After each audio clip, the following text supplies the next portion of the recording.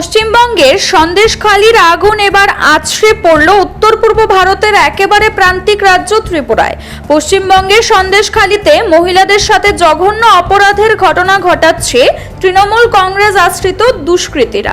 এমনকি দলীয় কার্যালয়ে ডেকে এনে মহিলাদের সঙ্গে শারীরিক অত্যাচার নির্যাতন চালানো হচ্ছে বলে অভিযোগ। লজ্জাজনক ঘটনাগুলি সম্পর্কে জানার পরও সে রাজ্যের মুখ্যমন্ত্রী মমতা বন্দ্যোপাধ্যায় এবং তার সরকার চুপ কেন? এই প্রশ্ন অখিল ভারতীয় বিদ্যার্থী পরিষদ ত্রিপুরা প্রদেশ কমিটি। সন্দেশখালির ঘটনার প্রতিবাদ জানিয়ে মঙ্গলবার ত্রিপুরা রাজ্য জুড়ে বিক্ষোভ প্রদর্শন করে অখিল ভারতীয় বিদ্যার্থী পরিষদ।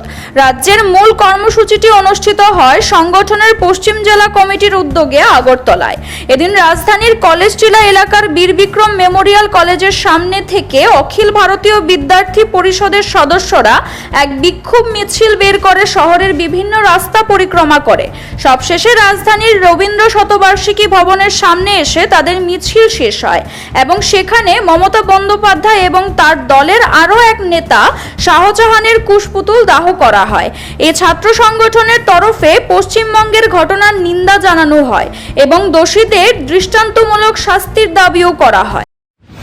সবাই অবগত আছি যে পশ্চিমবঙ্গে সন্দেশখালিতে যে মমতা ব্যানার্জির যে অত্যাচারী দুর্নীতিবাজ সরকার রয়েছে, তারা টিএমসি পার্টি অফিসে আমাদের সন্দেশখালির মা বোনদেরকে এনে শারীরিক অত্যাচার করছে।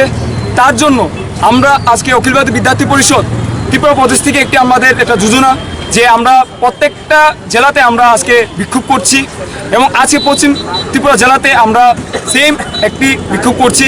আজকে আমাদের সাথে প্রতি নতুন নতুন যুবতীরা আছে, ছাত্রছাত্রীরাও আছে যে আমাদের সাথে এখন সামিল হয়ে সেই বিরুদ্ধে আমরা কাজ করছি এবং পুরা স্টুডেন্টরা আজকে গর্জে উঠেছে এই পরিস্থিতি দেখে।